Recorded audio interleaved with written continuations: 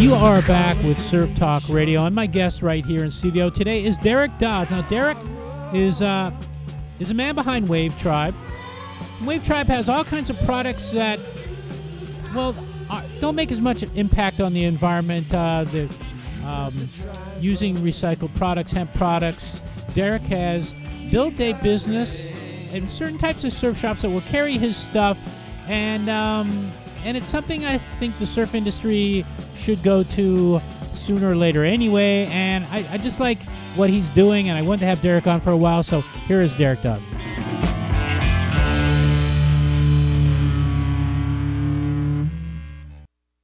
Derek, welcome to Surf Talk Radio.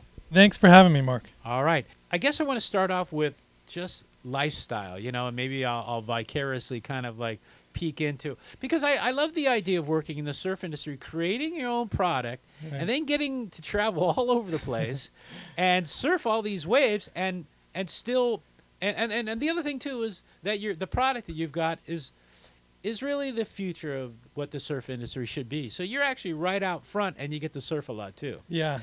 You're the front man at Wave Tribe, right? Yes, I am. All right. Yeah. So where did it come from originally? Yeah, so it actually was born on a trip to Mexico. I took a trip in 2007 with a group of friends, and we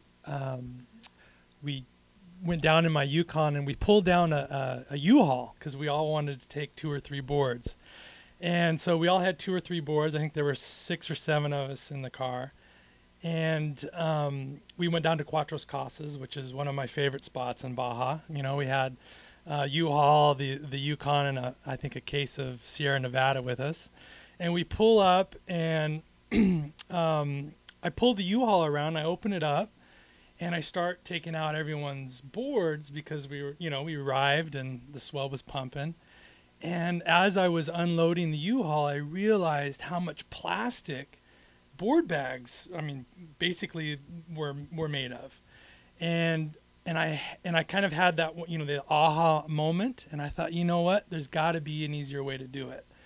And I actually had been working in the textile industry for a couple years before that, and so I was familiar with hemp, so I knew that you could make a really nice board bag out of hemp and not, it would still be a high quality bag.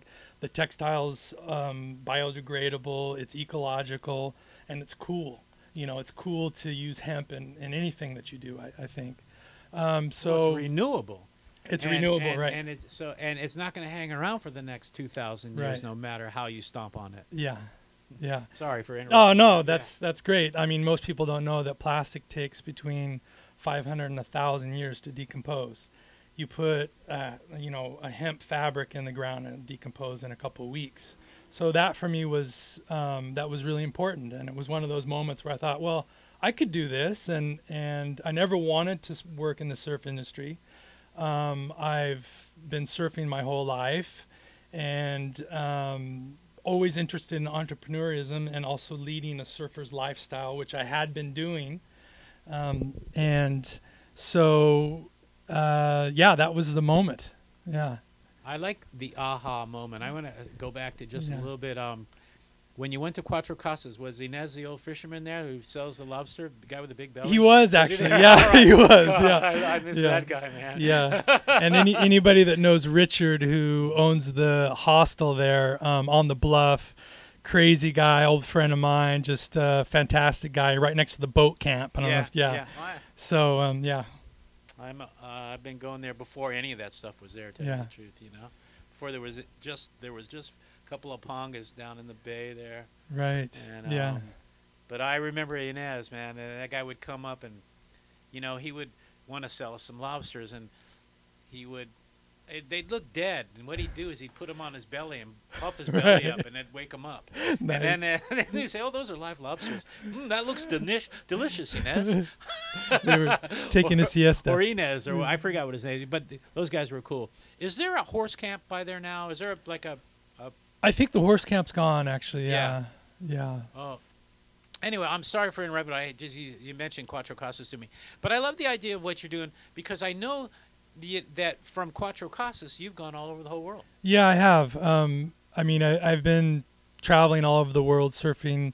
I mean, one of my visions as a kid was to surf the whole world, and my very first surf trip was to Costa Rica in 1989, and I had the vision when I took that first surf trip to actually drive the whole coast and surf the whole Baja, and then the whole mainland Mexico and the Nicaragua, and so I think it was maybe 4 years later I actually took that trip.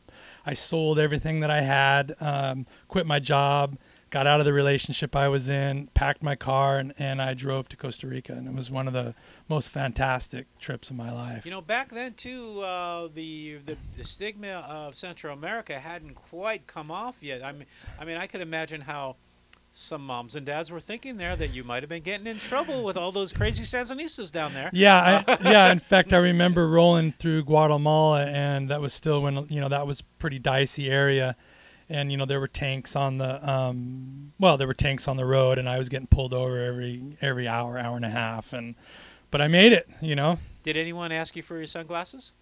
Not for my sunglasses. I had read in, I think, a Surfer's Journal actually, to carry a stack of Playboys with me, and I did it. I don't think they cared, but exactly. Oh, all right. They were just stoked, and I used that trick, and you know, true barter. Yeah, it worked. I love that. Yeah. But yes, there was no fallacy there. I actually remember that article. Now, when you traveled down there then, how was the Pan American Highway? Was it, because, you know, it's not bad right now. Yeah, in fact, I just was down there with Stu. We went down to Nicaragua a couple of weeks ago. It's a lot better now. Yeah. And, you know, I think, I mean, there's so much more money going into all of those places. Right. That I think it's a lot better. Mexico, I think, is still a little iffy in southern Mex. Yeah, isn't that funny how it's Mexico down on that end that's really kind of... I haven't driven where Salina Cruz is yet. I want to actually go in that area, but there's not much of a Pan American Highway there, is there? No, it breaks up to some toll roads in that area, so you'll go for a couple 100 miles with tolls, and then you'll have to go back onto the state-run highway, which is where you start to run into problems. So it's hit and miss in Mex for sure. Yeah, okay. But I think it's just that particular section of Mexico where and then how was it going through El Salvador? I skipped El Sal. Yeah. That was really when El Sal was still super hot. sketchy. Yeah, I think it is even to this day. So I went through Honduras. I was living in Copan for a while, which is a Mayan. I was always interested in the Mayan civilization. So I wanted to go live and kind of study some of what was going on in Copan at the time. So I went from Guatemala into Honduras, and then from Honduras you can bypass El Salvador and dip right into Nicaragua. Yeah, I guess that's right. Yeah, that's right. El Salvador does not have two coasts. The roads are nice in El Salvador now. Yeah. But I do understand what you mean. I've been down there twice, and both times I wanted to have a guide with me. I thought it was good, you know, because I would book a place, stay there. Never, ever, ever had even a wink of a hassle down there. Yeah. But I do kind of understand what you mean a little bit. And I think it's not necessarily what people think the issues are. I think the issues really now are just poverty. Yeah. You know, it's not necessarily, you know, and it's poverty based on, you know, people, you know, the crime is motivated by poverty. Yeah. Yeah. It's funny because on this last trip, I speak fluent Spanish, so I asked a local. I said, "So why has there always been so much poverty in Central America?" And I like to ask locals those kind of questions, and I really got an interesting answer. But basically, what he says, "You know what? There really isn't that much more crime down here. It's just that we handle things a little bit differently." And he says, "I'll tell you the difference." He says, "If you have a problem in the United States, the first thing you do is you pick up the phone and you call the police. You have the police come out and mediate the situation." He says, "We don't do that down here. If we have a problem with the neighbor, there are two ways we take care of it, either a bullet or a fist." He says, "We never call the police." And I thought that was a really interesting cultural difference in perspective. And you know what? When it comes down to it, they're taking care of business in their own way. And it's just different. I completely understand. But I don't necessarily agree with. No, I it, don't. but I'm not saying yeah. it's right. But I do totally understand that. I guess I was thinking of something completely different, but that's very interesting. And that's the stuff you're going to pick up traveling the way you travel too. And so rather than us going to every spot you've been to and staying on the Pan American Highway and ending in let me see, where would we end? Oh, we'd end in Patagonia somewhere, Patagonia, right? yeah. So I want to maybe jump around a little bit and maybe go towards more of the cultural side now that you kind of sparked my interest when you said you had this conversation with this guy. Right. You know, the interesting thing is that you're, I'm glad you're fluent in Spanish because, I know they want to be respected in their language. Yeah. And I totally understand that. And I think all surfers got to know that, to at least give it a try, no matter where they are. If they're going to speak French Polynesian, to give that a little shot. At least, just for, the common greetings, and respectful terms, they'll get you in the door. So I like that, number one. Number two, though, for you, you're actually down there doing business. Yeah. So, and you're bringing a product to them that, that the bigs that been shoving things, all the what would we call seconds and stuff that didn't sell at Marshall's, they're shoving them down there at in Central America and say, yeah, take this stuff. You're actually bringing a product that everybody wants here down there. Yeah. And I like that idea. How do they react to hemp board bags? I think as long as the actual product is high quality, that's what they're really concerned about. On some of the smaller markets like Central America or even Europe, it's a little bit more difficult because, like America, they're wondering who's writing or who's using it, right? And so for me, that's been the biggest challenge with Wave Tribe, is because I don't have a huge marketing budget behind me, is to say, well, look, here's something that's good for the surfer and it's good for the planet. Kelly Slater isn't using it, but he might use it and he might be interested in it if he knew about it. So that's been one of the biggest challenges for Wave Tribe and for me as a surfer is to communicate that message to people wherever it is in the world, whether it's right here in San Luis Obispo or in Nicaragua.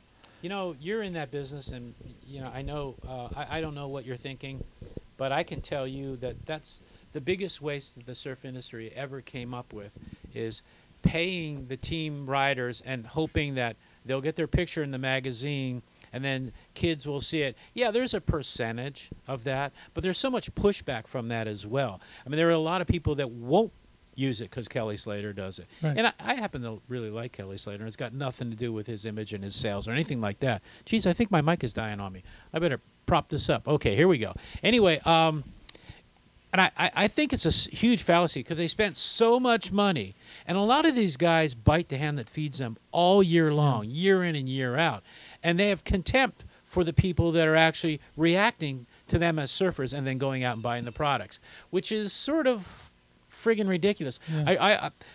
To me, it's such a vicious circle and a waste of money. I'm actually glad to hear you say that, I hope someday I don't hear, oh shit, he just signed, oh my God, Well, anyway, maybe it would help you, and you probably would, and all that sort of stuff. But frankly, I like to see that change because they wasted, as far as I'm concerned. Do you know how much money you have to pay in the product? Because they signed all these guys and they signed them all these things. And frankly, do you really think that many people pay attention to the top 40 and what they're riding? I don't think so. No, they don't. Yeah. And then, there's Rasta, but he's like a freak, Yeah. He's a standalone. And there's guys like Joel Tudor. Sure, I would kind of listen to what that guy's got to say and what product he's using. And if you really take a look at what Joel has used, he's used a lot of different things over the years. Yeah. He's kind of wanting to control his own deal. Yeah. So the industry is very much in flux right now. Yeah. And just like everything else in business right now in the United States. But the surf industry screwed itself long before retail went down. It screwed it was self-devouring itself. Here, listen to me rail about the surf industry, Christ. All right. I'm getting an education, so no, that's continue. okay. That's all right. Now, let's talk about Asia, okay? Okay.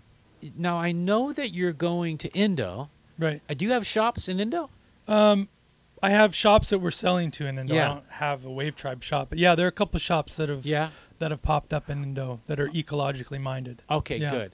Now, Yeah. are you having any products made there, or are you bringing any products back from Indo? I'm actually exploring making a product in Indo. I'm a big fan of batik. Yeah. And so I always thought it would be really beautiful, number one, to work with the Balinese, which I've been going to Bali for years, and I really like the spirit that the Balinese embody, and I like their artwork. I think the craftsmanship in Bali is just phenomenal. Yeah. And so one of my visions has been to make a batik bag, surfboard bag made out of batik. You know, our current ones are made out of hemp. So I went to Bali last year, and Guys are getting barreled, and they're going fast, and they're in way stand-up surf. You know Yeah. what I mean? They're standing up in the barrel in Yeah. some of those waves, and I just wouldn't have thought it. I thought that part of the North Sea was so torn up all the time. But, Yeah. you know, it just goes to show you. And then right across from them, you know, in Norway, they're getting waves too. So anyway, that just knocks me out. But, you know, you said you lived in Spain, and that sort of interests me. Where did you live in Spain? I lived in Madrid, but I was all over the place. I mean, I was, you know, traveling to Mundaka every couple weeks, and Portugal quite a bit. And southern France, I really like the waves in southern France. You've got the reefs down in the very south, and then just the wide open beach break. It's a phenomenal place to surf. You know, Mundaka is such an interesting thing, because when people take a look at how Galicia is set up, or is it Galicia? Galicia, yeah. Yeah. You know, most places when you think of swell window in the Atlantic and in the Pacific, the coast is sort of running almost perpendicular to the direction of where the surf is coming from. That's the right. coastline. And Galicia, though, when those swells come, it's coming straight down on it. You know what I mean? So mostly, it mostly gets northern swells, right? Yeah, well, you get kind of a wrap effect in there, because if you look at it, the bay, what's called the Bay of Biscay, right? Yeah. It's really, it looks like a backward C, and so what happens is all the swell energy it's like a magnet. It just gets pulled into that area. So you're right. If it's coming from the north, it slams the Spanish coast. Yeah. And if it's coming from the west, it slams the French coast. So actually, within about an hour's drive, you can get from Mundaka to Biarritz in about an hour and a half by car, and you can it's like two swell windows. Yeah. Right, and it can be flat in Spain and just going off in southern France, or vice versa. That area really trips me out, because, you know, as you said, that Bay of Biscay, and then you know, for people that are thinking about the Spanish map right now, it's the top of Spain. Yeah, that's right. You know, it's like the head, and it just sort of sticks out, and it's just flat almost. You know, the coastline it's almost completely the opposite direction. It heads straight west. When you look at France, you know, that coastline is almost heading north and south. Yeah. So I can see just what a beautiful funnel for surf that Yeah. could be. You must have got spoiled surfing that. You're right. Are you? I'm standard foot. Okay, I'll surf anything, but sure. I really like that area. You know, it's not only about the surf; it's also about the culture and the wine and the food and the women and all those things that come along with surf travel.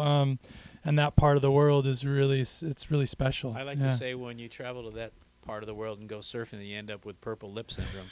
Because, I mean, Bordeaux and Syrahs, my God, and that's what really, I'm actually half in the wine industry myself right now. And,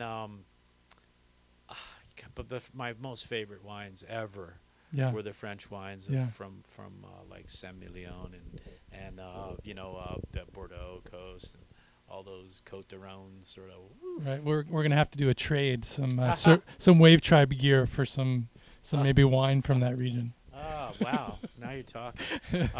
It's interesting. I hear about trade in the wine industry all the time. The wine industry is very much like the surf industry. The people are very similar, that. And I think that's why I've made an easy transition, too. You know, if I show up there if I was wearing like regular sales weasel clothing, Right. they would like go hide when they see me get out of my car. Yeah. But I don't really dress like that. Right. And so they're not initially hiding from me. Yeah. And then the other thing too is that, when you get to know some of those guys, their version of when the surf gets good and they're not working happens quite often. You know that? Yeah. And they got other stuff to do. They're just going to go do it, and the grapes and the winemaking are going to have to wait. But when it's time to work, those guys Yeah. work so hard. Yeah. And they're artists. And that's what surfers are, dancers and artists. Yeah. To a certain degree, Sure. And the winemakers are kind of crazy scientists and artists, and it's just sort of like a similar thing. I really like it. Now, for you in this surf industry and doing all this world travel, you're running through all these different cultures. South Africa to me really interests me. I know you're down there a lot, and that's part of one of your markets. Now, how much? And I don't know. I don't want to call it English, but how much English is understood in South Africa? Yeah, I mean English is fine. You Yeah. know, they had the Afrikaans. Afrikaan. They all speak English and Afrikaans, which is actually a Dutch derivative.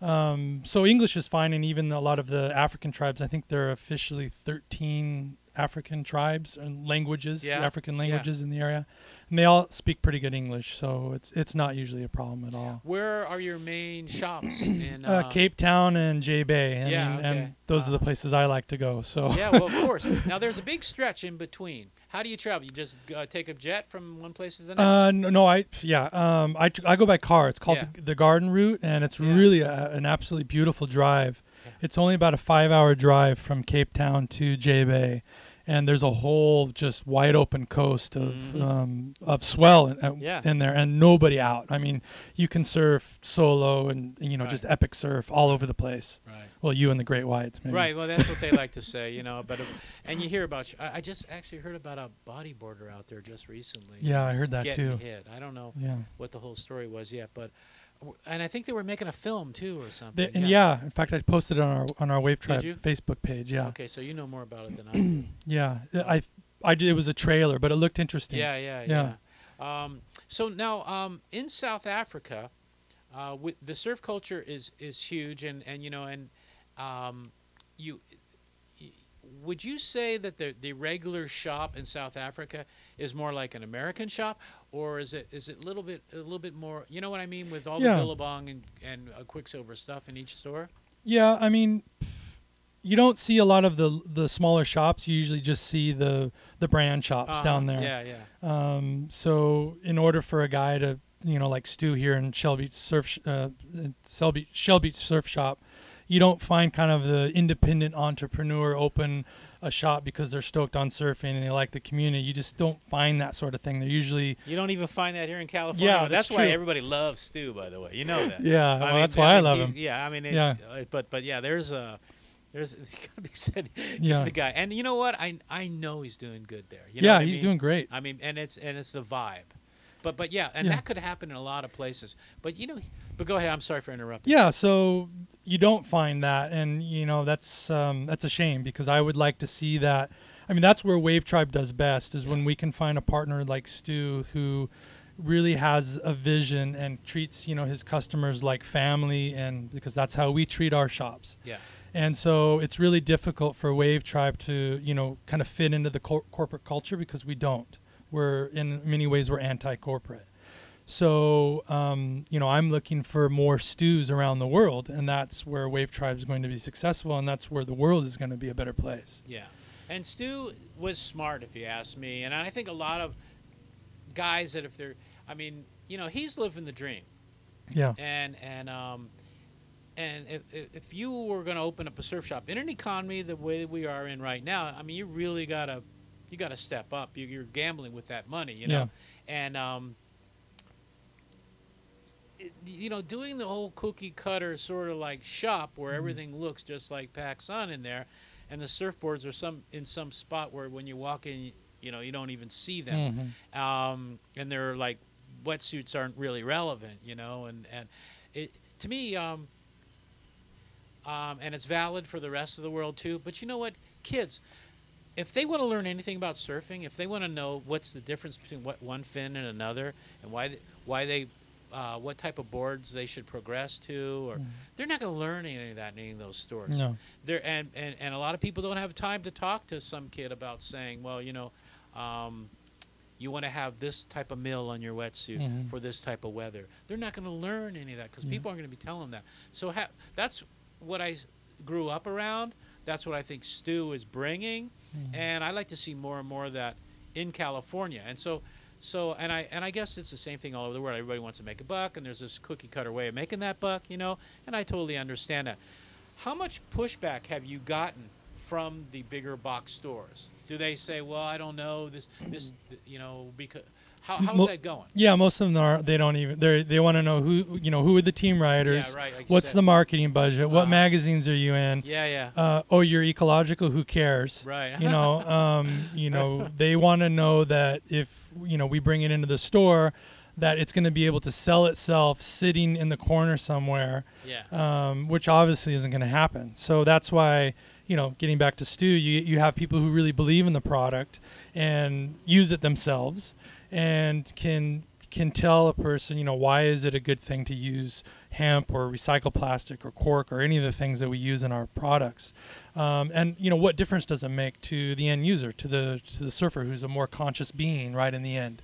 So those are the people I'm looking for. So to answer your question, that's been big pushback, and in some situations we've been able to get into those shops and it doesn't work out. So I don't even I don't even go that way anymore. Yeah. In the beginning I did what I call the shotgun approach. I tried to get in as many shops as I could, and now I'm like, okay, who's our partner? Who's like-minded? Who has the similar vision?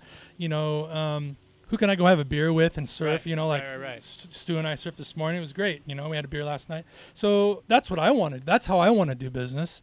I don't, we'll just fill out invoices and send in orders. I want to be able to, build a lifestyle that supports my dream, which is to travel around the world and surf and to make friends and to really have some fun. And distribute a decent product, too. Absolutely. And that's kind of important. I was going to ask you at the end, what was your mission statement? But I think I just heard it. Thanks. Yeah. That's kind of cool. So what's new besides the boutique board bags? What can we expect to see? And then kind of, tell people how they can see it. Yeah, so, we have a whole range of products. Our core products are the hemp board bag, the recycled leash, and then the cork deck pad. And we also have a whole line of travel gear, obviously based on Wave Tribe's mission to support traveling surfers. We have backpacks and travel wallets and anything you would need to actually take a trip.